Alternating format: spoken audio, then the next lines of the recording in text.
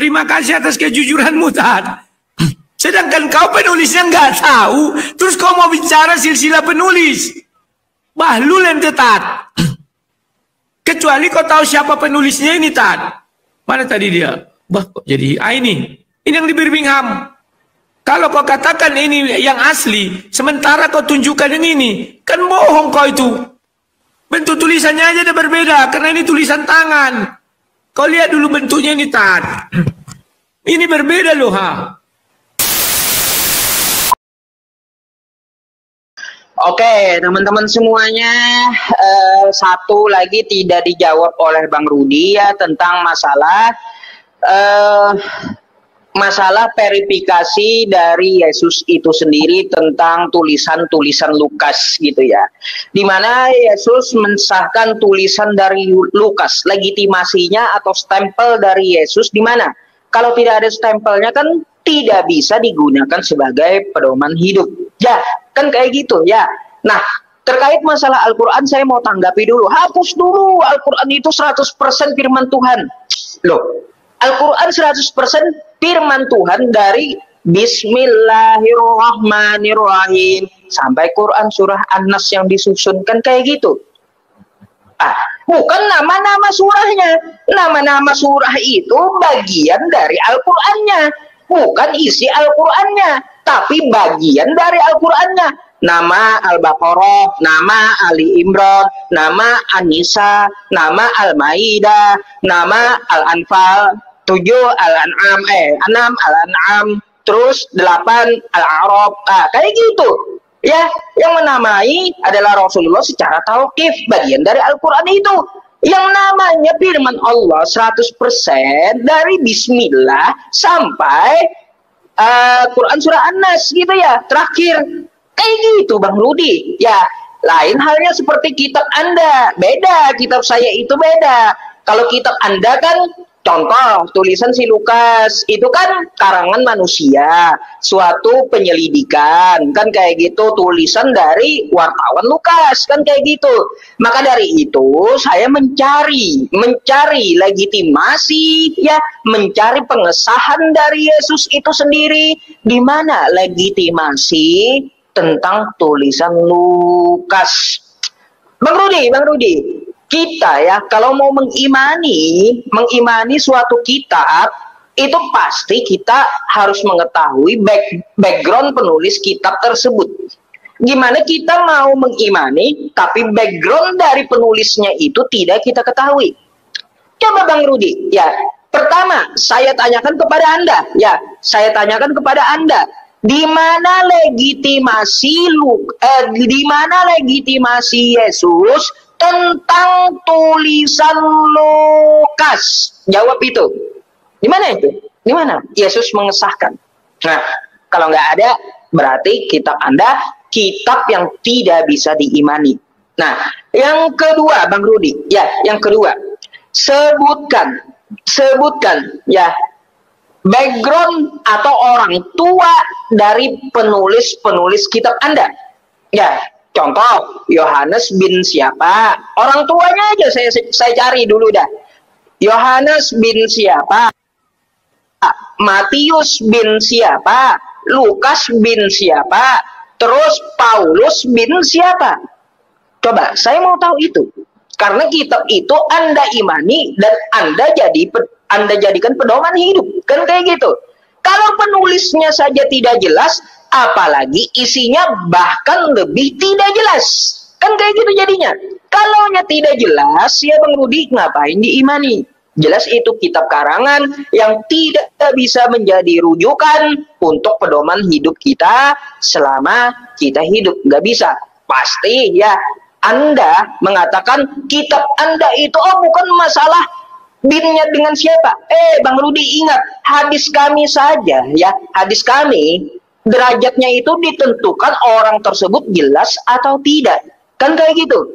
Maka saya bilang kepada Anda, ya, kitab Anda itu hanya setara dengan hadis palsu di tempat kami. Ingat itu. Kalau Anda tidak bisa menyebutkan binnya, Paulus bin siapa, Lukas bin siapa, Yohanes bin siapa, maka kami akan mendudukkan kitab Anda sebagai kitab palsu. Sebagaimana di hadis kami, kalau tidak diketahui background perawinya, maka disebut kitab maudu, hadis maudu, atau kitab palsu. Apakah Anda mau disetarakan dengan kitab palsu yang kami anggap hadis palsu? Coba, kalau Anda mau, ya, Anda mau dan membantah, silahkan. Dua dari pertanyaan saya, mana verifikasi dari Yesus tentang tulisan Lukas, dan dari penulis itu siapa orang tuanya? Orang tuanya saja saya cari, orang tua Lukas, Paulus, Matius, dan Markus. Nggak sempat saya menjelaskan yang lainnya. Nggak apa-apa lah, waktunya 5 menit doang. Panik Ustaz ini. Cari remis saja. Cari remis. Itu yang perlu dipertanggungjawabkan. Teman-teman, nama YouTube saya ini ya Yusuf PI Lab ya. Izin sedikit ya Bang Rudi ya. Mohon bantuannya juga nonton ke YouTube ya. Nama YouTube-nya Yusuf PI Lab ya, Yusuf PI Lab kayak gitu ya. Nih teman-teman. Belum Bang Rudi, saya iklan sedikit. Nah ya, Yusuf PI Lab ya, bisa buka di ini saya, di profil atau di bio saya ya. Oke, tolong dijawab Bang Rudi ya, silakan. Oke, matikan mic Mutan. Ya, kawan-kawan, inilah hebatnya kawan-kawan muslim ini. Kerjanya cari remis saja. Satu saya jawab dulu ya. Contoh Yohanes bin Zebedeus misalnya ya itulah anaknya siapa? Aduh lupa aku ya. Ada dua itu saudara. Itu bisa dijelaskan Tat. Kalau itu standarmu Tat, Al-Quran itu bukan hanya palsu Tat, tapi sampah. Maaf dulu Tat, kalau itu standarmu. Karena tidak satu pun silsilah Nabi ada di situ selain daripada Ibrahim, Ismail dan Yakub, Yusuf. Ada nggak di silsilah lain? Bisa nggak kau sebutkan silsilah Nabi Isa di situ? Nggak ada. Bisa nggak kau sebutkan siapa nama anak Ibrahim secara komplit? Nggak bisa. Kalau itu kau tuntut Tat, kami masih mending. Yohanes anak Zebedeus masih ada. Lah, siapa penulis sapi betina, Tat? Bisa kau tunjukkan siapa penulis sapi betina? Sedangkan doktor dari Malaysia bilang, tidak tahu saya siapa. Paham kau tuh, Tat? Oke, sekarang kau tanya, mana verifikasi? Siapa yang bisa ada nggak verifikasi dari Yahweh mengenai kitab Daniel? Gimana sih lucu-lucu? Verifikasi itu, Tat, kalau seperti Al-Quran, kalian mengatakan itu 100% ucapan Muhammad. Ada nggak Muhammad menulis itu? Nggak ada. Kalau kami itu kitab Matius, nggak perlu verifikasi dari Yesus, kan karena Matius yang menulis. Paham nggak kau, Tat? Al-Quran, ada nggak verifikasi Muhammad? Nggak ada. Karena Muhammad itu buta huruf. Ngerti nggak kau? Wah, mujizat Muhammad adalah kitab suci Al-Quran. Ngerti nggak kau artinya mujizat? Mujizat itu harus dilakukan pribadi dia untuk satu tujuan yang tidak bisa dibawa orang. Ini yang menulis orang lain. Berarti itu bukan mujizat Muhammad, tapi mujizat orang lain, Tat. Itu arti mujizat. Pasti kau ngarang cerita. Wah, Al-Quran sudah diverifikasi Muhammad. Ketika zaman Muhammad, orang sudah menulis, orang begini. Bisa nggak kau tunjukkan tulisan Zaid bin Sabit satu aja? Cari di Google. Ini loh tulisan Zaid bin Sabit. Nggak bisa kau tunjukkan, Tat. Yang jadi, Tat, nggak usah kau minta verifikasi. Kalau kami ada ayatnya, ada bahwa segala tulisan diilhamkan daripada Roh Kudus atau diilhamkan oleh Tuhan, oleh Allah. Lah kalian nggak ada ilham. Bagaimana dia Zaid bin Sabit didampingi nggak dia sama malaikat? Enggak. Lantas dia menulis. Aku pingin tahu asbabun nuzul tadi tuh, Tat.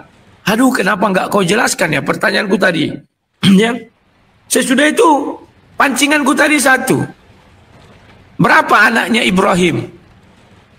Hanya Ibrahim aja nggak akan bisa kalian jawab, belum yang lain-lain. Untuk mencari remis kau tanya berapa anaknya Petrus. Ya kan kau lucu tak? Zamannya Yesus tidak ada lagi seperti zamannya Ibrahim. Memang ada ditulis beberapa anak orang. Tetapi tidak seperti zaman Ibrahim itu. Kenapa penting ditulis? Agar bisa dipelajari orang-orang berikutnya. Paham ya, ya? Aduh. Sesudah itu, kau dari bibirmu sendiri mengatakan bahwa penamaan Al-Quran bukan dari Allah. Apakah dia dikatakan Al-Quran jikalau tidak ada ayat di dalamnya mengenai surah sapi betina? Kalau ada kitab percis kayak Al-Quran tapi tidak ada ayat kitab sapi betina, apakah masih dikatakan Al-Quran? Kan tidak, Tad. Ngerti kau betapa pentingnya nama itu? Jangan kau sepele. Nama itu kan tidak penting. Justru penamaan itu surah 1 sampai surah 114 itu penting. Kenapa itu begitu penting, Tad? Itulah membuktikan benar nggak dari Tuhan atau karangan manusia. Itu karangan manusia. Karena Allah tidak akan pernah berfirman sapi betina 1. Nggak ada itu. Bagaimana Muhammad bisa menentukan namanya sapi betina? Oh, karena isinya berbicara tentang sapi. Orang kan berpikir apakah Allah berfirman kepada sapi? Kan itu, Tad. Dan kau tadi sudah mengakui, wah ini Nabi Muhammad yang memberi namanya. Dan di situ ada orang ahli kau sebutkan, mereka bertentangan pendapat. Ya, silakan, Tad. Wah, terima kasih Pak Pejuang Hati. Wah, menang aku kali ini, Tad. Satu kali aku menang. Pejuang Hati, terima kasih. Dikasih singa Bang Rudi. Enggak lah. Dikasih singa Bang Rudi. Paus. Udahlah, Tad. Oh, Paus. Oh, untung nggak dikasih Paulus itu. Oke, teman-teman. Asbabun tadi tolong jelaskannya. Kita layani terus ya. Jangan lewat. Yang asbabun tadi tolong. Ya, silakan. Begini. Kalau untuk masalah asbabun saya rasa tadi saya sudah jelaskan ya. Tapi pertanyaannya tentang masalah apa saya nggak ngerti gitu. Coba ditutup dulu doubling katanya Bang Rudi ya. Tentang masalah tanggapan saya tentang Al-Quran ya, Al-Quran. Nabi Muhammad itu ketika menerima wahyu dilapaskan oleh Nabi, dituliskan kepada Zaid bin Sabit, lalu diverifikasi lagi oleh Zaid bin Sabit dan sahabatnya, lalu bisa disebarkan dan dituliskan Bang Rudi. Ya, itu sudah bukan rahasia lagi di kalangan umat Islam gitu. Nah, Anda saja yang tidak tahu tentang masalah kodifikasi Al-Quran tersebut ya. Ketika Nabi Muhammad menerima wahyu, contoh Bismillahirrahmanirrahim dibacakan kepada Zaid, dituliskan oleh Zaid Bismillahirrahmanirrahim. Lalu setelah menulis, Zaid membacakan lagi, didengarkan oleh Nabi. Setelah dibacakan Zaid, Nabi memverifikasi, oh ya betul bunyinya seperti itu. Kayak gitu. Nah, hal yang sama apakah dilakukan di Bible? Tidak. Anda bisa menjelaskan silsilah Abraham, silsilah Yesus di kitab Anda, tapi menjelaskan silsilah Matius kagak bisa kitabnya. Padahal yang menuliskan Matius, Yohanes, Paulus. Coba tunjukkan sama saya, silsilah Paulus mana? Silsilah Paulus mana? Tunjukkan sama saya. Bisa menjelaskan silsilah Abraham, silsilah Yesus Kristus. Ya, tapi silsilah penulisnya tidak dapat dijelaskan. Itu macam apa coba? Kitab macam apa seperti itu? Jelas-jelas itu karangan yang tidak dapat dipertanggungjawabkan. Makanya saya minta verifikasi dari Yesus sebagaimana verifikasi dari Nabi Muhammad kepada penulisnya. Hal yang sama akan saya berlakukan kepada Bible. Contoh, ketika Lukas menuliskan Lukas 10 nomor 1, tulisan Lukas seperti ini, apakah diperdengarkan kepada Yesus? Enggak bisa dipertanggungjawabkan karena tidak ada pengesahan dari Yesus. Disitulah kalahnya kitab Anda terhadap Al-Quran. Ya, kalau Al-Quran diverifikasi.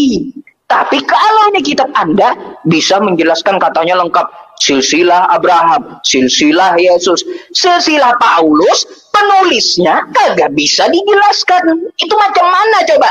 Kebalik-balik gitu. Iya kan? Kebalik-balik.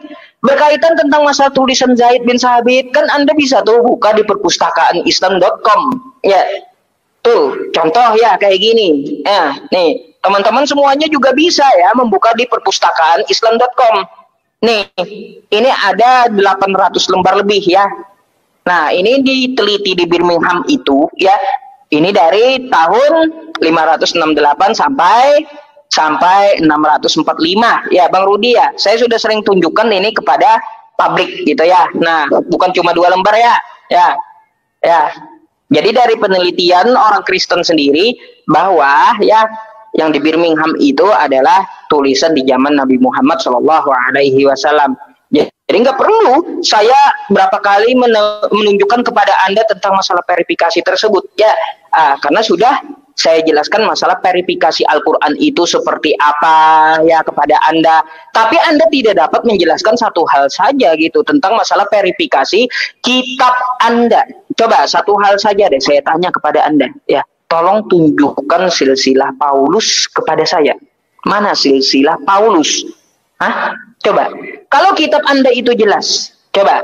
Mohon maaf kalau tidak ada silsilah dari Paulus, silsilah dari penulisnya, ya saya bisa bilang lebih baik Anda buang saja kitab Anda ke tong sampah gitu, karena nggak berlaku penulisnya, ya tidak diketahui backgroundnya. Kalau saat ini saya pun bisa menulis, Bang Rudi, saya bisa menulis, ya, tapi background saya tidak ketahuan. Bisa saja tulisan saya seperti surat kabar atau seperti koran, ya, itu dijadikan kitab suci oleh Kristen 1000 tahun ke depan.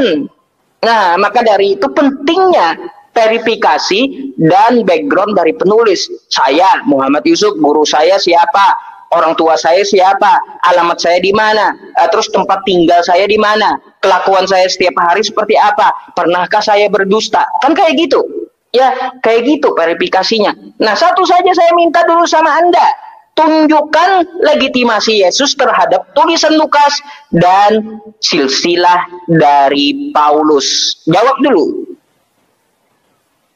Syukran, jazakallah, jazakumullah ya, jazakumullah ya. Yang kau bilang tadi itu di mana, Tan? Aku mau buka dulu. Perpustakaan Islam digital. Di mana itu? Perpustakaan Islam digital.com. Perpustakaan. Oh, digital. Ya, Perpustakaan Islam digital.com. Perpustakaan Islam digital.com. Terus apa yang ku cari situ? Di bagian mushaf ada Al-Quran. Mushaf. Tunggu. Mushaf belum ada. Tafsir, peta, kitab zikir. Mushafnya di mana? Atau pencariannya apa yang paling atas? Al-Quran dan tafsir yang ada. Ya, Al-Quran coba. Al-Quran. Nah, itu akan Al-Quran tuh. Habis itu buka lagi Al-Quran. Ada Al-Quran, ilmu Al-Quran, tafsir. Enggak ada mushaf, mana ya? Coba Al-Quran, ilmu Al-Quran kan, ilmu Al-Qurannya pencet. Al-Qurannya pencet. Sudah, tar mushaf. Mushaf pun enggak ada ditemukan, tulisannya gimana? Tunggu dulu. Mushaf tuh. Mushaf indeks Quran. Al-Quran, terus Al-Quran buka lagi. Oh ya, ada mushaf. Oke, mushaf. Terus yang pertama tuh. Yang pertama lihat kitab ya. Lihat kitab. Oke. Yang Buka pertama, file. lihat kitab. Oke. Buka flip. Oke, Tan.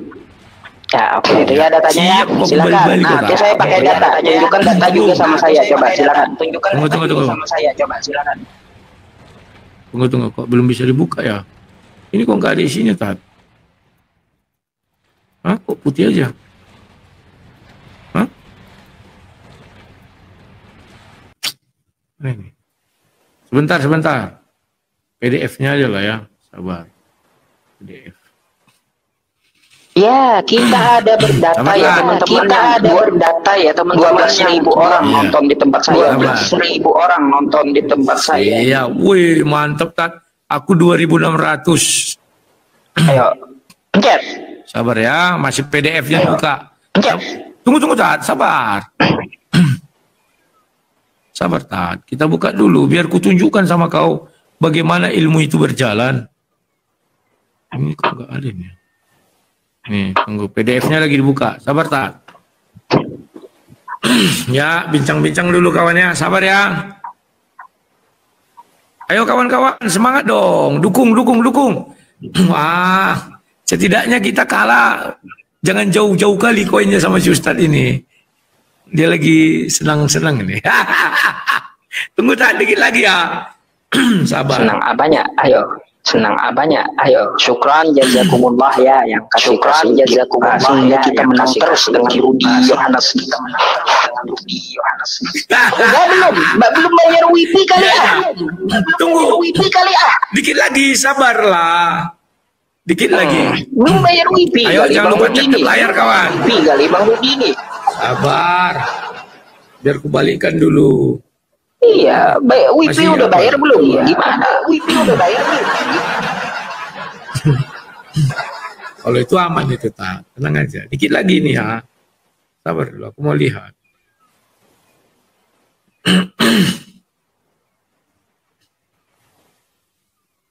Sabar Tat ya. Tunggu. Iya, jawab dulu sambil nunggu bisa kan? Iya, jawab dulu sambil nunggu bisa kan? Enggak. Dia harus sekalian langsung. Apa? Ya teman-teman saya bisa monitor teman-teman ininya di ini ya di YouTube gitu. Komen Anda semuanya bisa saya baca di YouTube ya. Kalau di TikTok cepat banget. Siap, oke Tat. 11.000 lebih yang nonton. Oke, silakan. Siap, oke Tat. Oke, silakan. Ya, pencet. Ya, Tat, aku mau tanya dulu. Yang di Birmingham itu tulisan siapa? Coba kau jawab dulu, Tat. Yang di Birmingham itu tulisan siapa?